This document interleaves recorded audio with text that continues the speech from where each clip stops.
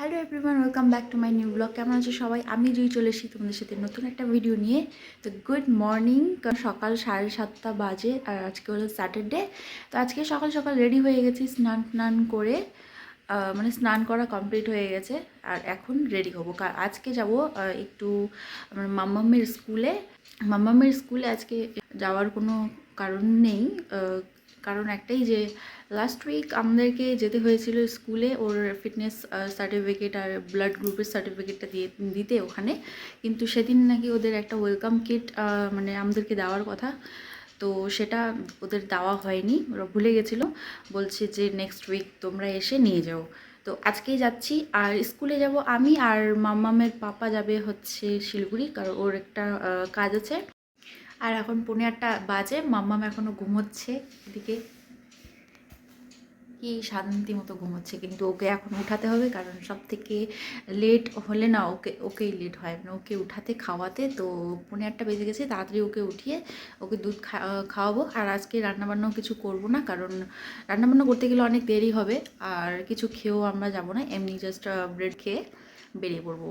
তো সব থেকে এখন মেন যেটা ইম্পর্টেন্ট কাজ, মাম্মামকে ঘুম থেকে ওঠানো। মাম, এই মাম, উঠো উঠো উঠো উঠো। Good morning, good morning, good morning.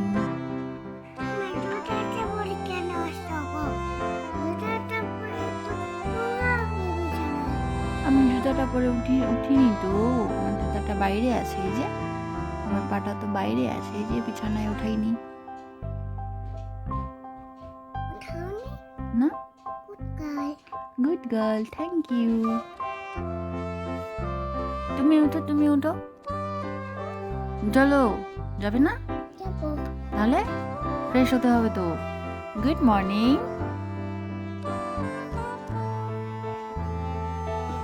Good morning. হ্যাঁ হ্যাঁ, তুমি যাব জ্যাকি দাদার বাড়ি, পাপাটা যাবে শিলিগুড়ি, ঠিক আছে? গুড মর্নিং বলছি না আমি তোমাকে, গুড মর্নিং বলো। কেন আজকে বলবা না? প্লিজ বলো, আমি কান্না করছি তো। গুড মর্নিং বলো, সকাল সকাল কান্না করতে নেই, বলো গুড মর্নিং। Good girl. এটা কি করছো? ব্যায়াম করছো? ওয়াও, ব্যায়াম করছে দেখো। চলো।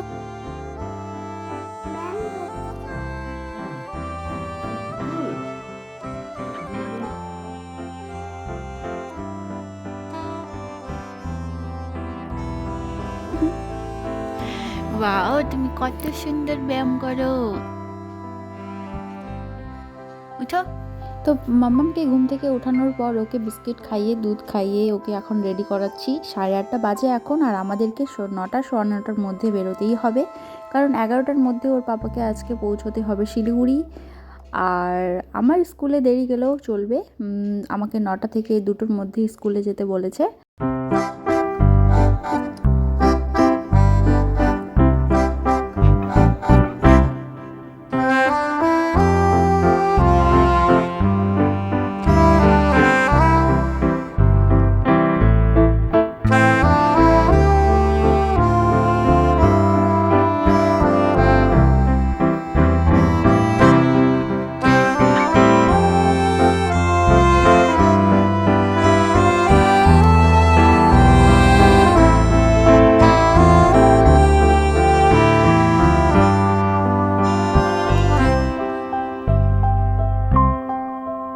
বাইরে থেকে আমরা বেরিয়ে পড়েছি অনেকক্ষণে, প্রায় মোটামুটি আমাদের আধা ঘন্টা হয়ে গেছে, আর পৌঁছেও গেছি অনেকটা দূরে। আজকে আমরা একদম টাইমেই বেরিয়েছি, আমাদের 9টা-9:15 মধ্যে বেরোনোর কথা, আমরা সেম টাইমেই বেরিয়ে পড়েছি।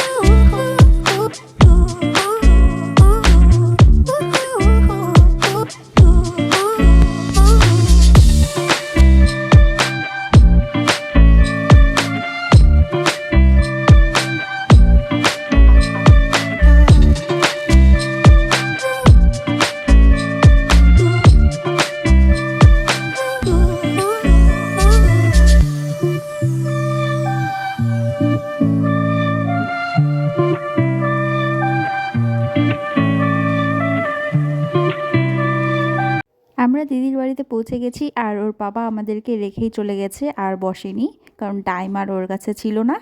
আর এদিকে বাবাই আমাদেরকে ওর স্কুলের ক্রিসমাস প্রোগ্রামের ডান্স পারফরমেন্সটা আমাদেরকে দেখাবে।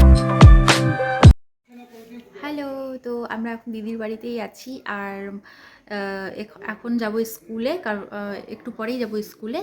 তো দিদি হচ্ছে নেই, দিদি গেছে মার্কেট আর ওর পাপাও চলে গেল এখন শিলিগুড়ি। তো মাম্মা ওই ঘরে জ্যাকির সাথে, আমার ভাগনার সাথে হচ্ছে বসে খেলছে আর আমি এই ঘরে বসে আছি। তো স্কুলে যাব, স্কুলে 2 মিনিটের কাজ, জানি না ওরা কি ওয়েলকাম কিট দিবে, সেটা তো ওই দিনই দিল। ওই দিন ওর পাপা ওই দিন গেছিলো স্কুলে, কিন্তু সেদিন নাকি ওরা দিতে ভুলে গেছে। তো আজকে কি দিবে কে জানে। আর আমি এখন জানলার পাশে বসে বসে একটু রোদ লাগাচ্ছি গায়ে, কারণ বাইরে থেকে এসেছি আর মানে এখানে এসে না এত ঠান্ডাই লাগছে। তো জায়গাটা চেঞ্জ করে দিলাম একটু। তো আমি না আজকে এখানে ভাবছি যে আরেকটা কাজ করব, কিন্তু জানি না হবে কি না। আমার হেয়ার কাট করতে চাচ্ছি, তো চুলটা আমি শর্ট কাট করতে চাচ্ছি, একদম শর্ট। বাড়ির পাশে যে পার্লারটা, ওই পার্লারে হচ্ছে কয়েকদিন থেকে আমি ফোন করছি, ওখানে ওরা বিজি আছে দিদি, এখন বিয়ের সিজন, তো বিয়ের সিজন, তাই ওরা ব্রাইড সাজাতে কয়েকদিন থেকেই বিজি আছে। তো সেজন্য ওরা আমাকে টাইম দিতে পারছে না। তো ভাবছি আজকে যেহেতু এসছি এখানে করিয়ে নেব। আবার ভাবছি যে অন্য পার্লারে করব, মানে অজানা কোনো পার্লারে না যেতে ভালো লাগে না। আর চুলটা কাটানোর আমার দুটো কারণ আছে। এক তো অনেক হেয়ার ফল হচ্ছে, আর সেকেন্ড হচ্ছে যে মানে আমার চুলটা এত পাতলা, খুব তাড়াতাড়ি একটুতেই জট লেগে যায়। তো সেজন্য আমার অসুবিধা হয়ে যায় চুলটাকে করতে, সামলাতে। আর এক তো আমি চুলের মানে কেয়ার একদমই করি না, সেটা আমার দ্বারা হয়ই না। এই কনফিউজও আছি যে কি করব, কাটবো কি কাটবো না। আর এখন চুলটা দেখে আবার কাটতেও ইচ্ছা করছে না, আবার কখনো ভাবছি যে কেটেই দিই। মানে খুব কনফিউজডই আছি, তো কী হবে জানি না। আর এখানে আরেকটা কাজও আছে আজকে, সেটাও চেষ্টা করতে হবে আমাদের, কারণ মাম্মামের তো স্কুল এপ্রিলে ক্লাস স্টার্ট হবে। তো এপ্রিলের আগে মার্চে আমাদেরকে এখানে শিফট হতে হবে। শিফট হব, তার জন্য আবার আমাদেরকে একটা আবার রুমও খুঁজতে হবে। তো দেখি এক জায়গায় কথা বলবো, কারণ যখন আমরা এখানে ছিলাম যেই ফ্ল্যাটে, তো ওই ফ্ল্যাটের ওনারের সাথে আজকে কথা বলবো। ওনার একটা নতুন ফ্ল্যাট এখানে ওরা বানাচ্ছে, মানে আমরা যেই ফ্ল্যাটে থাকতাম সেই ফ্ল্যাটটাই ওরা মানে নতুন করে আবার বানাচ্ছে। তো সেই ফ্ল্যাটে যদি হয়, এখনও কমপ্লিট হয়নি, দেখি আমাদের আস্তে আস্তে যদি ওটা কমপ্লিট হয়ে যায় কথা বলে দেখব। না ওখানে না হলে অন্য জায়গায় আমাদেরকে দেখতে হবে, কারণ মার্চেই আমাদেরকে শিফট হতে হবে এখানে।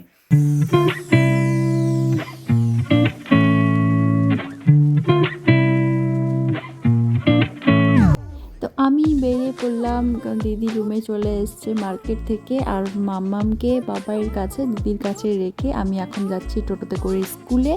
তো বেশিক্ষণ তো আমার সময় লাগবে না, আর এখান থেকে স্কুলটাও বেশি দূরে না, আর 5 মিনিটের মধ্যেই আমি পৌঁছে যাব। আমার স্কুলের কাজও কমপ্লিট হয়ে গেছে, খুব জোর আমাকে 5 মিনিটস ভেতরে লেগেছে। আর কিছু না, জাস্ট একটা ওদের ওয়েলকাম কিট দেওয়ার ছিল, যেটার মধ্যে ওদের স্কুলের রুলস অ্যান্ড রেগুলেশনস যেগুলো আছে সেগুলো এর মধ্যে দেওয়া আছে, যেটা নেক্সট উইকে আবার সাবমিট করতে হবে। আর যেহেতু স্কুলের সামনে টোটো পাওয়া যায় না, তাই একটু সামনেই আমি চলে এসেছি হেঁটে হেঁটে। আর এদিকে এসেও আমি কোনো টোটো আর পাইনি, তাই হাঁটতে হাঁটতে অনেকটা রাস্তায় আমি পৌঁছে গেছি। আর এই ভর দুপুরে আমি হাঁটতে হাঁটতে রোদ্দুরে এত দূর পৌঁছে গেছি, একদম প্রায় দিদির ফ্ল্যাটের কাছাকাছি। আর আমি এই অ্যাপার্টমেন্টের পাশে একদম পৌঁছে গেছি। আর অ্যাপার্টমেন্টের পাশে যে রাস্তাটা আছে, এই রাস্তা দিয়ে গেলে দিদির রুম একদম কাছে, কিন্তু আমি এদিক দিয়ে যাব না, আমি যাব সামনের দিক দিয়ে, কারণ আমার একটা কাজ আছে। তো আমার অন্য রাস্তা দিয়ে আসার কারণ হলো যে ওই অ্যাপার্টমেন্টের সামনে ছিল আমাদের আগের ফ্ল্যাট, যেই ফ্ল্যাটের ওনারের সাথে আমি কথা বললাম, কিন্তু ওনারা যেই ফ্ল্যাটটা এখন নতুন করে বানাচ্ছে, না ফ্ল্যাট না, ওরা একটা বাড়ি বানাচ্ছে। তো এই বাড়িটা ওদের নিজের জন্য বানাচ্ছে, কোনো রেন্টে দেবে না ওরা, সেজন্য ওখান দিয়ে আমি একটু আসলাম। আর কথা বলে দেখলাম ওনারের সাথে, কিন্তু উনি বললেন যে আশেপাশে যদি কোনো ফ্ল্যাট উনি পায় তাহলে আমাকে জানাবেন। ওর পাপাও শিলিগুড়ি থেকে চলে এসছে। আমাদের সবার তো খাওয়া দাওয়া করে এখন বসে আছি, আর স্কুল থেকে যেই পেপারসগুলো দিয়েছিল তো সেগুলোই ওর পাপা এখন পড়ে দেখছে। আর একটু পরে আমাদের বেরোনোর কথা, কিন্তু দিদি বলছে আজকে থেকে যেতে। আর দেখি আজকে থাকবো না বাড়ি যাব, কোনো এখনও ঠিক হয়নি। থাকবো না করতে করতে চলে এলাম আমরা একটু বাজার কলকাতা, শিব মন্দির বাজার কলকাতা। তো অনেকক্ষণ ধরেই আমরা বলছিলাম যে চলে যাব, কিন্তু দিদিও বলছিল থেকে যাও। তারপরে এই করতে করতে ফাইনালি আমরা থেকেই গেলাম। আর রাত্রেবেলা যেহেতু থাকবো সেজন্য আমার কোনো নাইট স্যুট তো আমি নিয়ে যাইনি, কাপড় চোপড় শুধু মাম্মামেরই নিয়ে গেছিলাম, কারণ ওর এক্সট্রা কাপড় আমি সব জায়গায়ই নিয়ে যাই। তো দিদির কাপড়গুলো যেহেতু আমার ফিট হবে না ঠিকঠাক, তাই আমি নিজের জন্য একটা স্যুট কিনতে এখানে চলে এসেছি। আর দেখছিলাম আমি মাম্মামের জন্য কিছু উইন্টার কালেকশন। তো উইন্টার কালেকশন এখানে অনেক কিছুই ছিল, কিন্তু আমার ঠিক খুব একটা ভালো লাগছিল না। তারপরে এদিকে আমি মাম্মামের জন্য কিছু সামার কালেকশনও দেখছিলাম, কারণ কিছুদিন পরেই আমরা যাব এক জায়গায় ঘুরতে। তো সেখানে থাকবে খুবই গরম, মানে খুব একটা সেখানে ঠান্ডা থাকবে না, বলতে গেলে গরমই থাকবে। তো সেখানে আমাদেরকে ঠান্ডার কাপড় দরকার হবে না, গরমের জন্যই দরকার হবে। তাই মাম্মামের জন্য আমি ফ্রক এগুলোই দেখছিলাম, কিন্তু সবগুলোই ছিল এখানে ছোট ছোট সাইজের, যেগুলো মাম্মামের আসবে না। তো তাই কিছু আর এখান থেকে নিইনি, শুধু একটা আমার নাইট স্যুট আর ওর পাপার একটা ট্র্যাক। বাড়িও চলে এসেছি, আর এখন সবাই মিলে আমরা এখানে বসে বসে মজা করছি। তো বাবাই বলছিল যে আমি ব্লগ করব, সেজন্য আমি ওকে ফ্রন্ট ক্যামেরা অন করে ওকে ধরিয়ে দিয়েছি, কিন্তু ও কিছু বলছিল না, একটু লজ্জা পাচ্ছিল। তাই আমি ক্যামেরা অন করে বসে আছি, আর বারবার করে আসছে আর দেখে যাচ্ছে।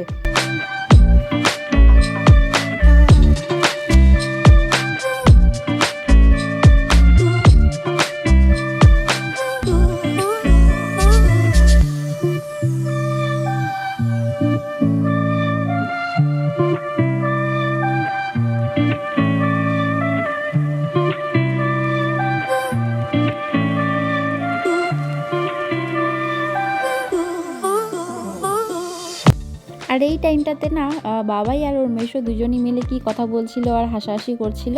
তারপরে দু ভাই বোনই যে কি খেলা আর কি মানে খেলা শুরু করেছিল এরা, যেগুলো দেখে এতই হাসছিলাম আমরা ওখানে। মাম্মাম তো এখানে এসে দাদার সাথে খেলতে এতই ব্যস্ত আর এত হাসাহাসি করছিল।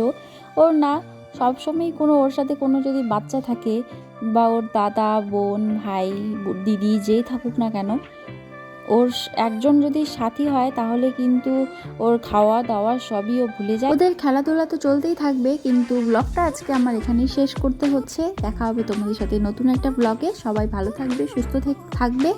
আর যদি ব্লগটা তোমাদের ভালো লাগে তাহলে একটা লাইক করে দেবে, আর যারা যারা চ্যানেলটিতে নতুন তারা কিন্তু অবশ্যই সাবস্ক্রাইব করে দেবে।